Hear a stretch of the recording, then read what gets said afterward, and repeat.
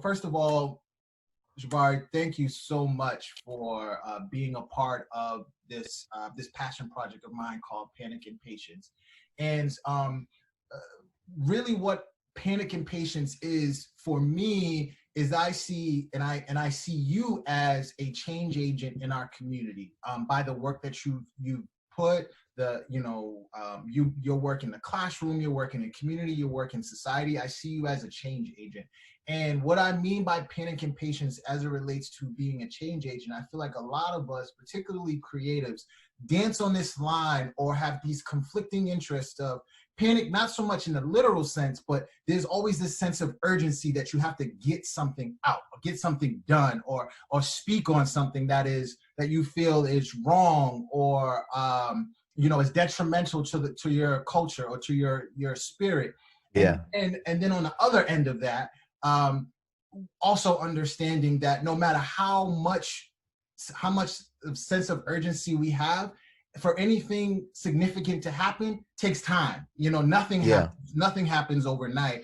And so there's a level of patience that you have to have to balance that urgency, to balance that I need this needs to change today. This needs to happen right now. And so the conversation that I want to have with you is kind of how you've been able to maneuver both of those, and your work and your writing, understanding that there is things that need to change immediately. You also understand that they probably won't change immediately, but that's not stopping you from pointing out the different things in our society that are detrimental to us moving forward. Does that make sense? Yeah, that makes sense. Yeah, sounds good. Cool. And so with that, I want to start with my icebreaker is, can you tell me a story that it could be from your childhood, your personal or professional career, or a defining moment that would really speak to sort of who Jabari is on some level, or where you began, or what your lens that you're looking out of at this point? Yeah, sure. But first of all, Jay, thanks for having me on your podcast and for inviting me to be a part of the discussion.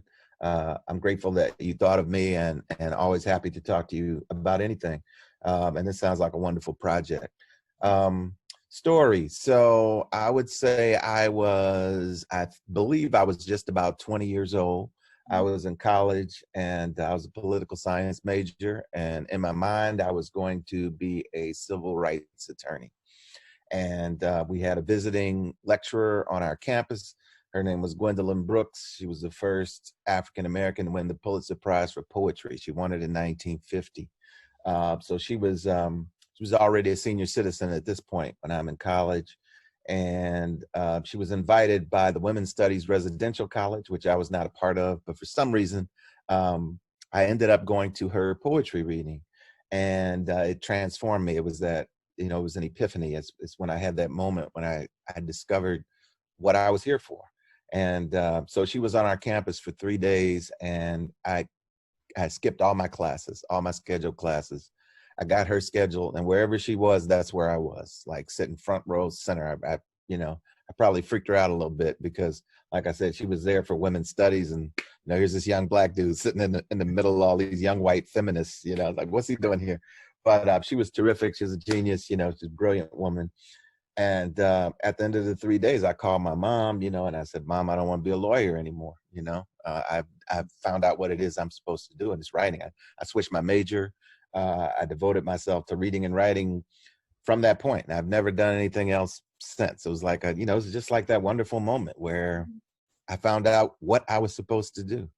And it's not without its challenges, but it's certainly much more joyful than it is challenging. And I'm really happy to be doing it. Now, did you have a writing skill set at that point? Like, would you deem yourself as a writer at that point, or from that point on, you were like, I'm going to work to be a writer? Well, I was a pretty good writer up to that point. I guess it wasn't like after my high school newspaper, for example, and we had a really good newspaper.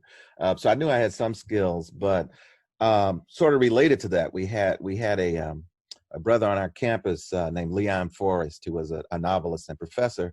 And I started talking to him. I said, I want to be a writer like you, this sort of thing. And I had a whole lot of swagger at this point, right? So I kind of strutting around a lot. I'm the man. I would read a few poems at an open mic, and the girls would like them, and I would get a big hit and all this kind of thing. So, but I kept telling him, I kept saying, Professor Forrest, I'm going to show you my work, man. I'm going to show you my work. So he's like, okay, young man, bring it in, right? So I brought my work into him, several poems that I'd written. And, he looked at them, and it became very clear to me that he didn't think I was that good of a writer. So he sends me over to his bookshelf, and he has me pull down this book by Richard Wright, and it had haiku by Richard Wright in it. And Richard Wright had this one 3-line poem. It's a 3-line poem about a little black boy and a snowflake landing in the palm of his hand. And I realized, as I stood there and read it, that Richard Wright had more power and more eloquence and more lyricism in 3 lines than I had in all of the work that I had brought in for Professor Forrest to see. And you had to step your game up.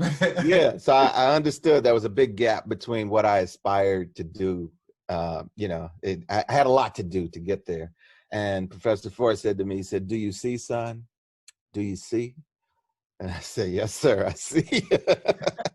So it's a long way of answering your question. That I guess the potential was there, but I think I did know that instinctively, but there was a whole lot of work to be done. Yeah. Yeah. You mentioned Richard Wright, and I had the privilege of working with you this past summer in Paris. Yeah. In the program that you, along with another colleague of mine, called the James Baldwin Writers Colony. And we had I felt were some really dope conversations about James Baldwin and his work, and how it's still very relevant today. And you brought up Richard Wright. What was it about the inspiration, or the humble moment, the humble pie that you had to eat after reading Richard Wright's work, and then fast forward, years later, to where you're now teaching the next generation, or exposing the next generation of writers and storytellers to works like Richard Wright and James Baldwin? What is that like for you now, as you look at those two moments? Well, it's a really wonderful feeling, because, when you're 20, you're trying to envision what the future is going to look like, and you don't really know. But you do kind of have these fanciful moments where you hope certain things will happen, at least if you're a young writer and you're aware of this tradition that you're entering, of Richard Wright and James Baldwin and Toni Morrison and people like that. So you want to envision yourself as a published author someday. I wanted to be a teacher like Professor Forrest, who was teaching me. And so to be able to realize those things, over the course of the years is very gratifying. It's a wonderful feeling. And the only thing that makes it more wonderful is when you see that spark of inspiration in a young person's eyes, and you know that they are where you were many years ago, and they're having that moment where, oh man, this is what I'm supposed to do, and these are the things I need to do to get there. So it's pretty wonderful. That's cool, man. That's cool. I had an amazing trip, and I learned so much from you, and experiencing that city in a way that I hadn't before, because I did my touristy thing in Paris.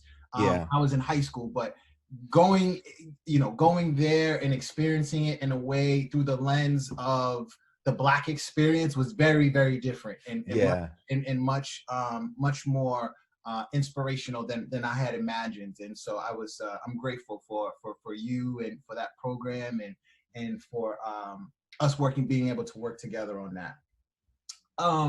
So the work that you've done over the years seems to be very intentional.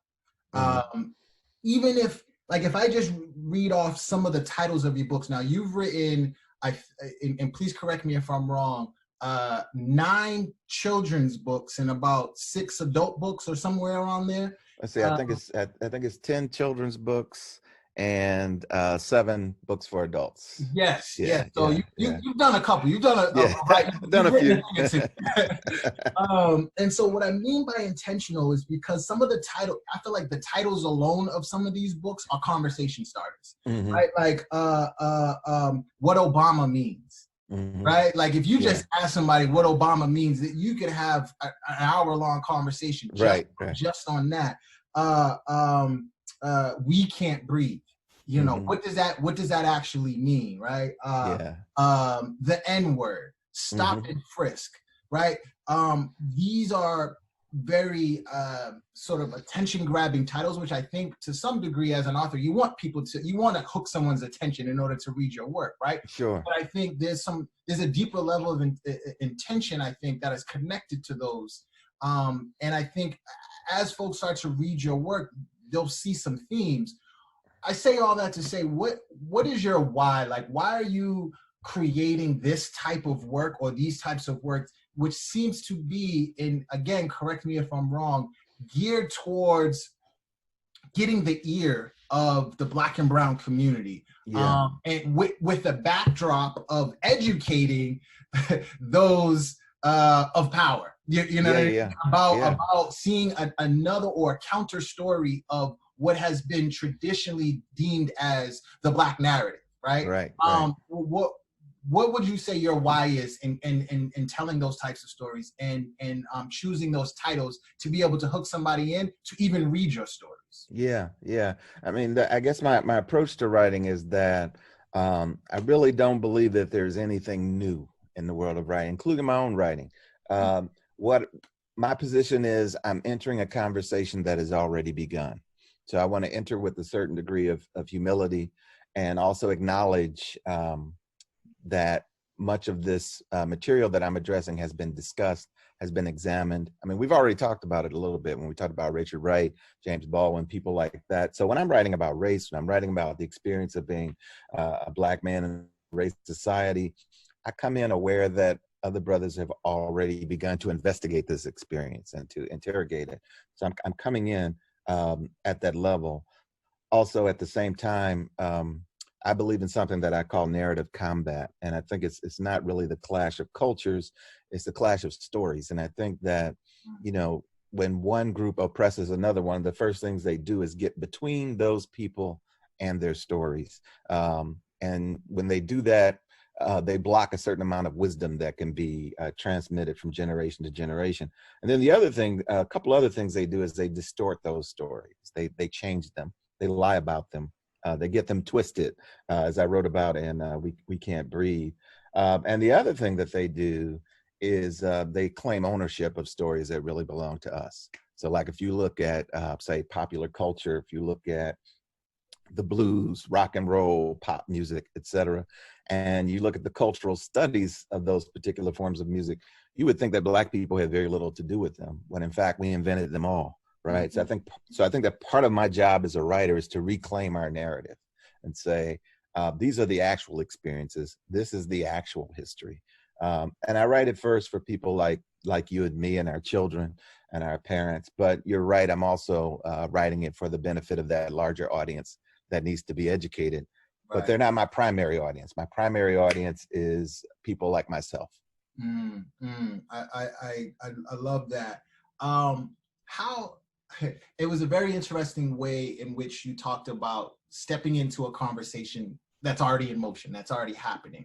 Yeah. How important is it, do you feel, for the current generation or generations that are coming after us to really understand the history before you even enter the conversation, right? Because you're coming in from a humble aspect, knowing that brothers and sisters have already been, talking about this.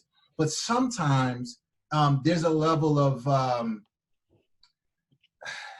entitlement, saying like, I have these lived experiences, so I'm going to go based on my lived experience and go straight in without actually understanding like what led up to you having that lived experience, right? How important is history a part of your writing and educating those about the different topics that you're talking about that are current, but are reflective of what we've been through in the past?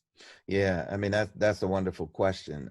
And in my book, The N-Word, the phrase I use is, there is no God higher than history. And it's a paraphrase of Gandhi, who said, there's no God higher than truth, right? And so, but just in examining our experience on these shores and the experience of our ancestors, I came up with there is no God higher than history, because I believe that, history, our past, the story of how we got here, the story of how we have remained here, against nearly insurmountable odds, is so pivotal, to our understanding how we can succeed here. And so I guess that was sort of motivated by, like, for example, that book, The N Word. The community I grew up in, the elders, the older Black men they would advise us not to use that word, and they would say you wouldn't use it if only you knew the history. And I heard that all the time, Mm-hmm. but I never heard the history. So as an adult, and I'm looking for something to write about and having a conversation with my wife, I said, that history is out there. I need to investigate it and get it in between pages and see what I think. So I didn't go into it with the preconceived notion that the N-word was a word that Black people shouldn't say. I said, I want to follow the history and see where it leads me and see what I think. And so, I started 1619 because that's when the first 20 Africans came to British North America. There were Black people here before that in the 1500s in Spanish North America, and I knew that, but because we were in a former British colony, I thought it made more sense to start at 1619, and then I just followed the word to the present. And one of the things I wanted to investigate was it just a word? Because sometimes people say, well, it's just a word. It's not like being lynched or something like that. And so I set out to investigate that and say, is it just a word? Does it exist independently? Is it something that Black people can, quote unquote, claim for their own? I didn't have any preconceived notions or a strong opinion one way or the other. I just wanted to see where it led me and then draw conclusions from that, I think that book wasn't the first book that I'd done for adults, but it's the book that really cemented for me this importance of knowing the history, of investigating the history. Because the last thing white supremacy wants Black people to have is full and intimate knowledge of their own history, of their own stories. So I have an obligation as a writer to kind of like keep that in our faces, as it were, saying, let's not forget. We can't afford to forget. Absolutely. And now since we were talking about the N-word, there's an excerpt that I thought was a couple of sentences that I thought was interesting. And I'm wondering if you could just add some context to it Sure. for our audience and elaborate a little bit. You wrote, and I'm gonna read it verbatim so I don't misquote you, but it says, despite some Blacks' relatively recent embrace of detrimental behavior, African Americans' ability to overcome the effects of white supremacy still depends as much, if not more, on whites' willingness to resolve their own warring ideals. In the meantime, we continue our own epic struggle, constructing narratives to oppose the toxic mythology that still hinders our striving, writing ourselves into existence. I thought that was powerful because, especially when you talk about the relatively recent embrace. Yeah. And so could you just elaborate a little bit more on where you were trying to go, where you were going with that, and what did you want people to take away from that very powerful line? Yeah, sure. One of the arguments sort of in favor of the N-word is that it once was free of the taint of racial insult, that it was a race neutral term. And in my investigations, I've found absolutely no evidence of that. I mean, as early as the 16th century, you have Black writers like Ignatius Sancho criticizing the word, saying, this is a word that white people use to describe us, and it's not who we are. It's offensive. And there's no evidence preceding that which suggests that it was a race neutral term. So the idea that Black people used it as a term of endearment or a race neutral term in the past has no historical validity. So that's what I mean by our recent embrace. It's a really recent embrace. It's not something that we've done traditionally. And I wanted to sort of examine this idea that it's a form of self-empowerment to reclaim the term.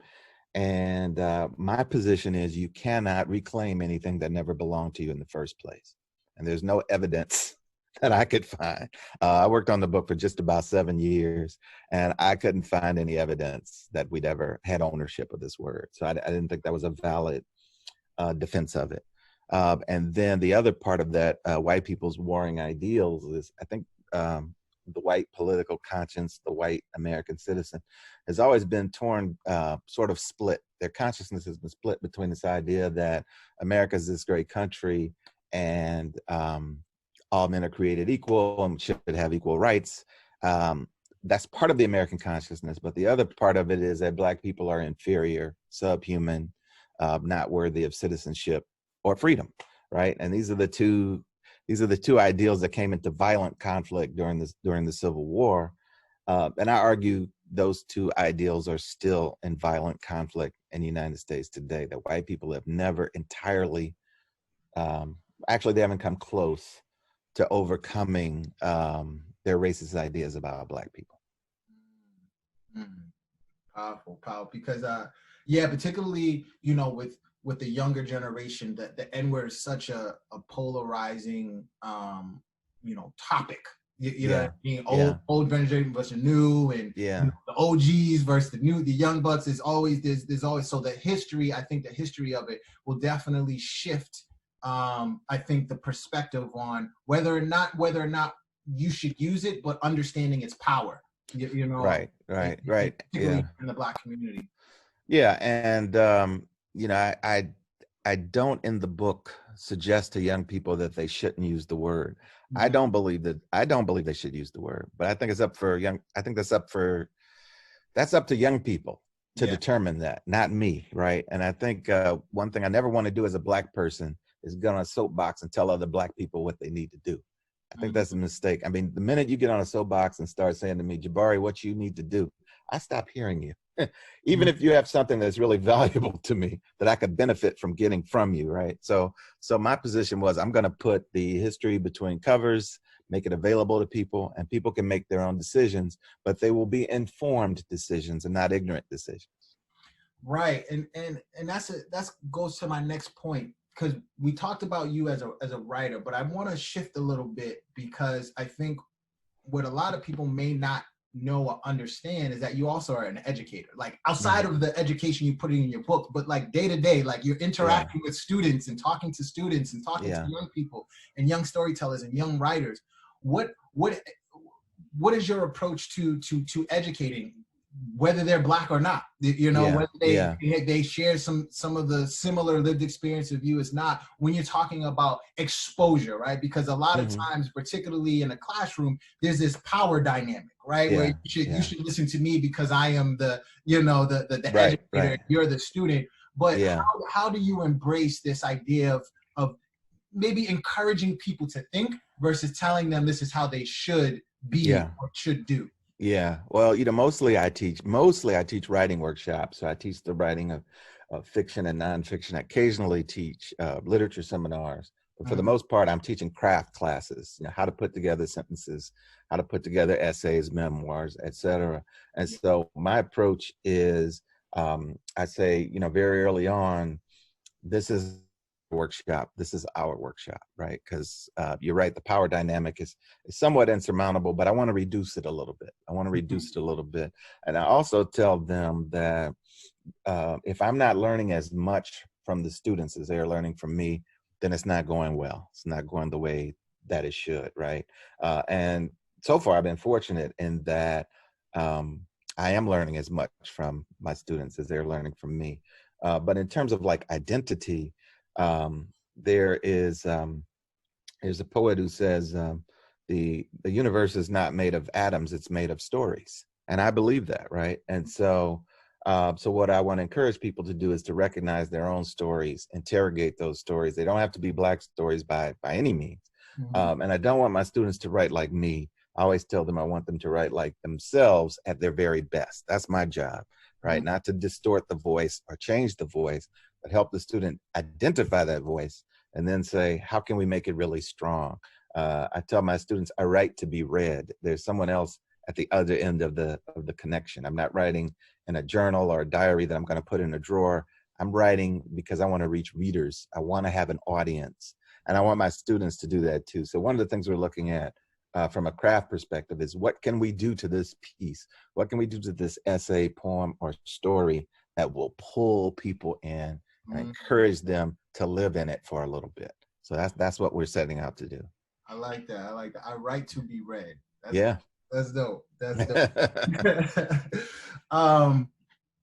Okay, so Stop and Frisk. Yeah. Stop and Frisk. First of all, congratulations. I know Thank you. it's not out yet, but it's coming, and it's coming strong. It's coming fast. It's timely.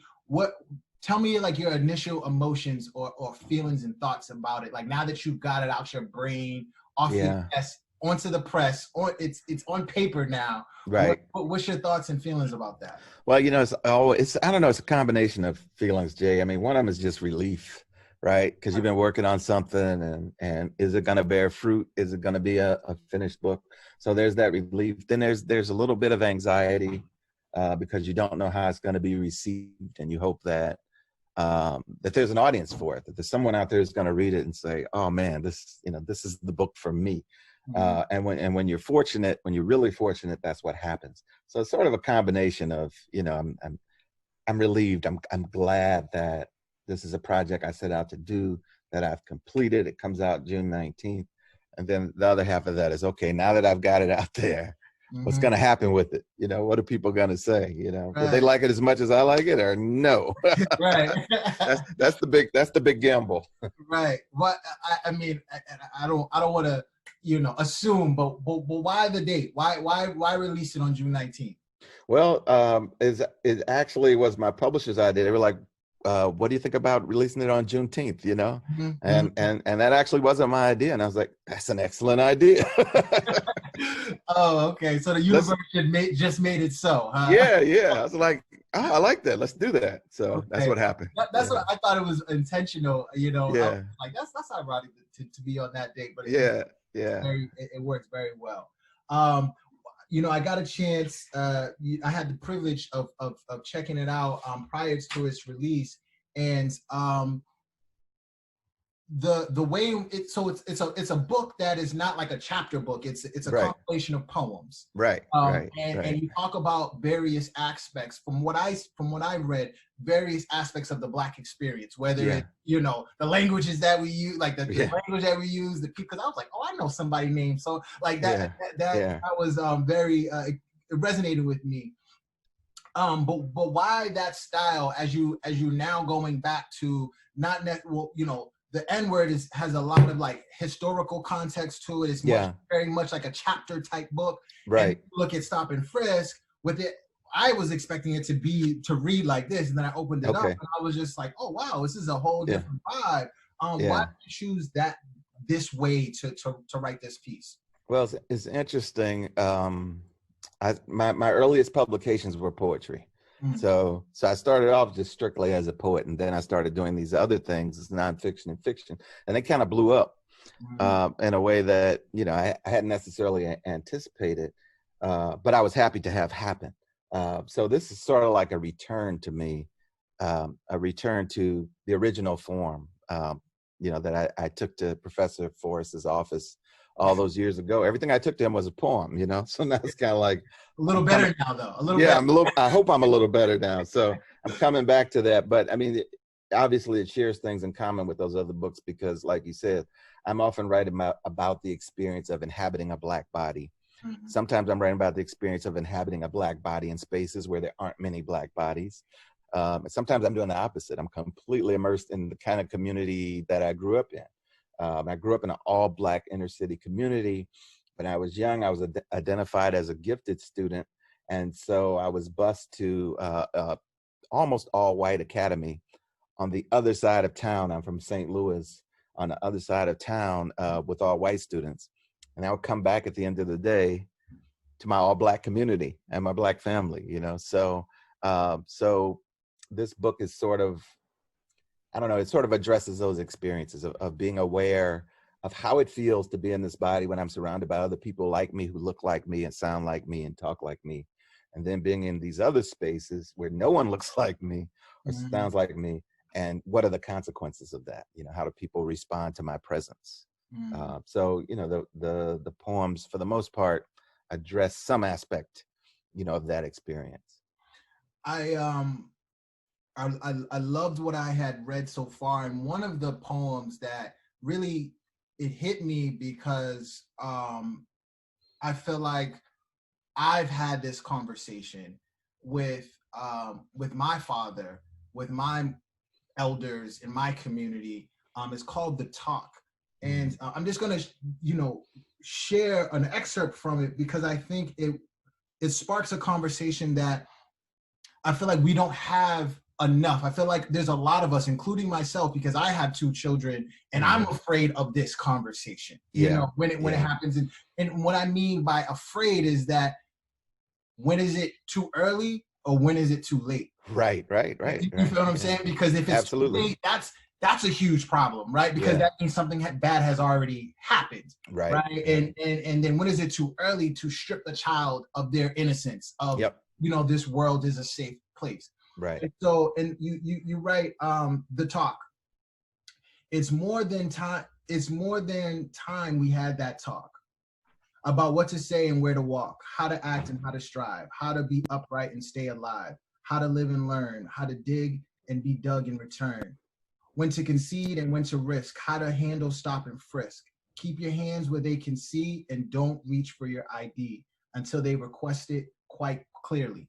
Now, just those 8 or so lines is like, damn, I'm afraid to have Yeah, this chat because yeah, the like even just having a scenario where there is an officer behind you in a car without even being pulled over, you start thinking about this conversation with your right. child, right? Or Yeah, seeing somebody on the highway that's pulled over that is of color, right? right. or, Yeah, or maybe not even pulled over, maybe they're in the street getting yep, questioned about something, yeah, right? And it reminded me, and I'm sure you've either heard or read or maybe even have a connection to Ta-Nehisi Coates in his book Between the World and Me, and yep. it sparked a lot of different moments in my life where I was just like, oh yeah, I experienced that. Whether it's in a movie like Fruitvale Station or the latest with Lena Waithe and Queen and Slim, right? Right, There's right, these aspects of the Black experience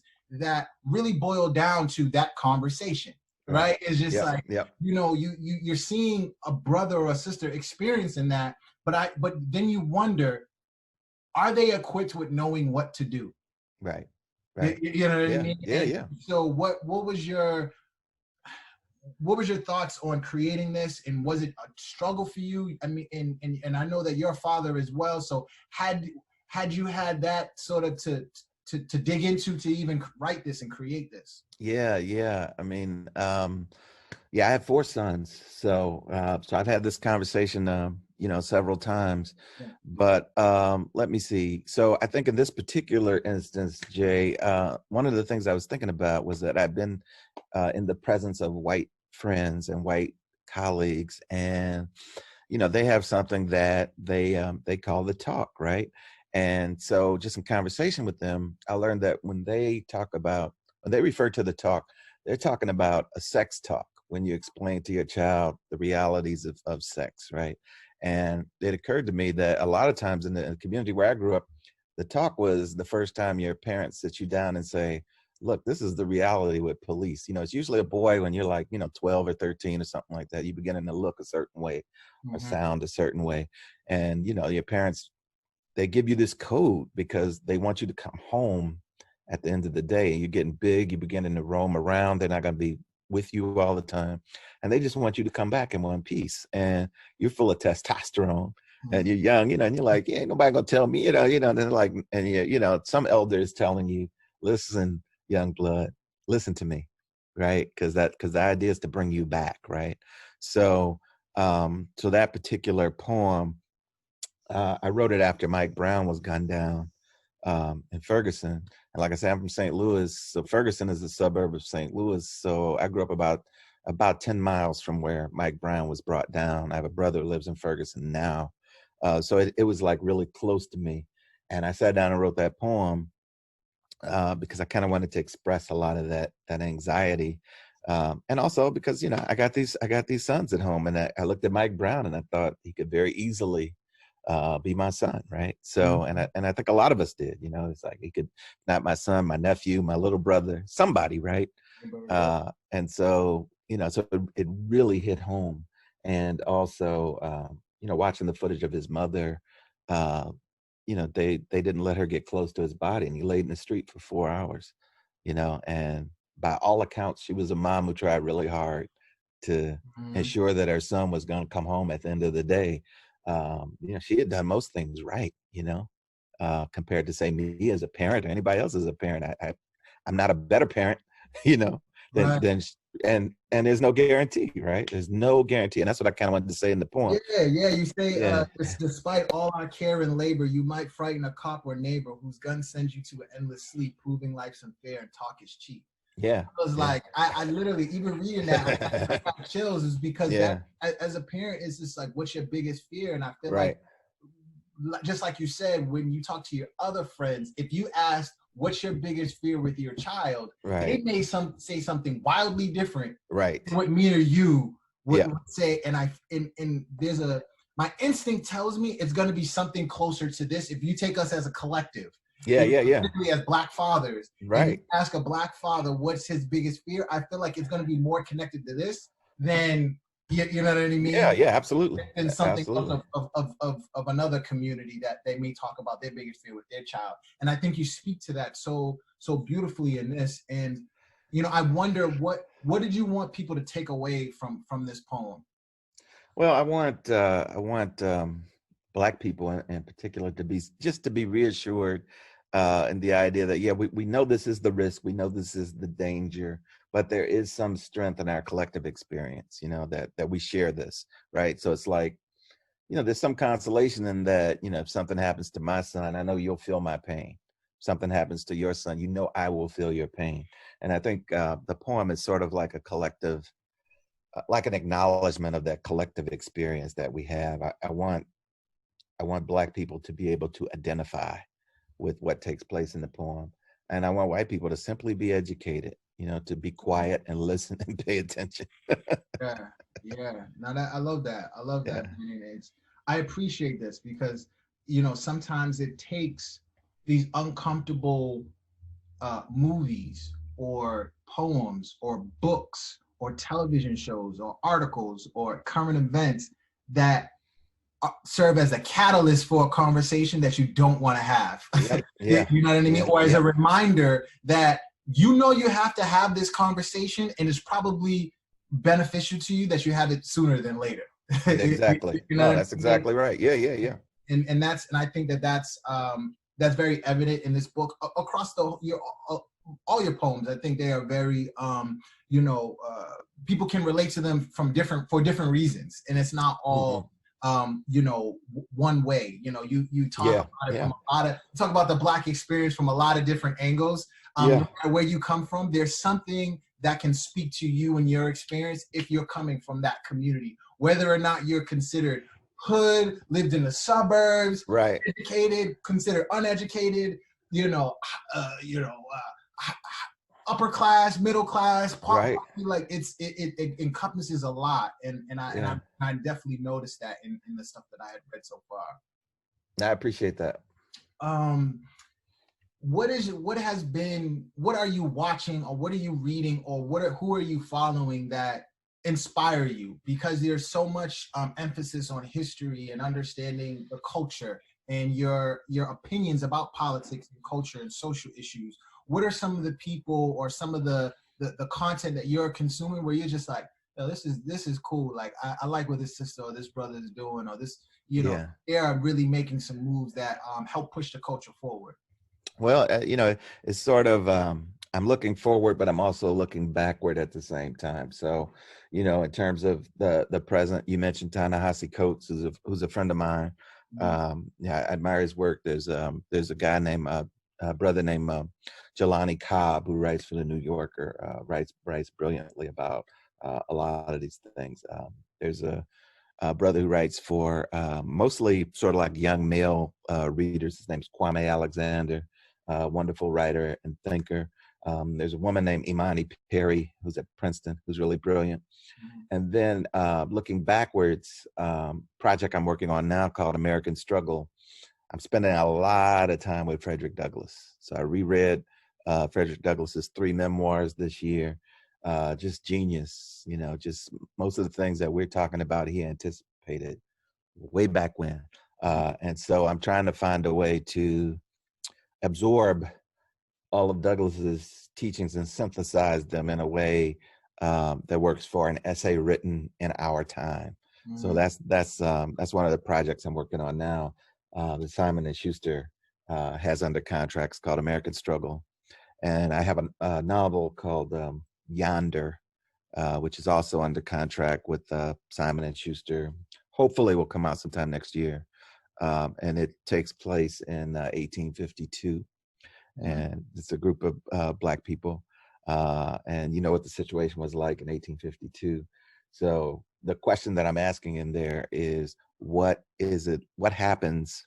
What is it like to love in impossible circumstances? So I have some Black people in 1852. It was illegal. It was against the law and punishable by death for Black people to choose their own partners, right? So what if you're a Black man in 1852 and you meet this woman and you're like, I'd like to be with her. Right. And the people in charge say that will never happen. Right? What do? How do you respond? So without giving away the novel or issuing any spoilers, that's what it's about. It's about a man and a woman saying, okay, now what we gonna do? Wow. Wow, that's something else. I'm looking forward to seeing that or reading that.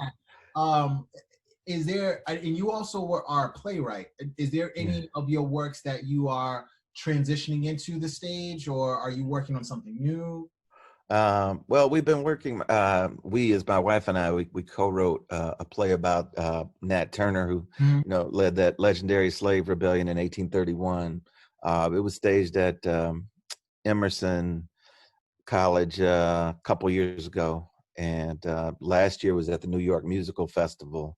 And so we're kind of tinkering with that and trying to figure out what the next step is with that. It's called Brother Nat, and you know, it's all about Nat Turner. Okay. Awesome. The last question, and I feel like I feel like I could talk to you for hours. The last question I have for you is, if you were to describe writing or the ability to write and to share your story in one word, what would it be? If someone said writing is blank, what would you put there? It's actually a word that you just used, sharing. I would say sharing. You know, tell me about that. I think, you know, I think writing is one form of sharing, I should say. But I think that creative people and just people in general have a lot of different ways they might share, like musicians, for example. I envy musicians. I really admire musicians. I have no musical ability whatsoever.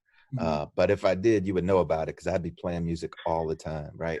I just think it's a wonderful way of sharing and communicating. I marvel at dancers because they talk with their bodies. They can have a conversation like you and I are having right now without opening their mouths. You know, they just kind of flex and twist and leap and do all these wonderful things. And that's sharing too. So, you know, I think there are different forms of creative sharing, and writing is one that's very language based and very dependent upon language. So I look at like nouns and adjectives and verbs as my musical notes, right? And it's what I use to share and communicate things that I hope or important, or things that have caught my attention and that I'm so excited about that I want to catch your attention to. I love it, man. Thank you. Thank you so much for your time, Jabari. Thank you for your spirit and your work, man. I'm a fan. I admire what you've done and what you plan to do. We need you. we need you. We need your work, and we need your spirit in our communities. And I'm grateful. So I'm glad to be here. And like I say, anytime, Jay, anything you're involved with, I'm happy to participate in. Thank you, sir. You have a wonderful day, and I look forward to getting the hard copy. Yes, yes. Fresh off the presses. Right. And tell folks about it. Yeah. Yes, for sure. Yeah. All right, man. Enjoy the rest of your week, brother. You too. Take care. All right. Bye-bye.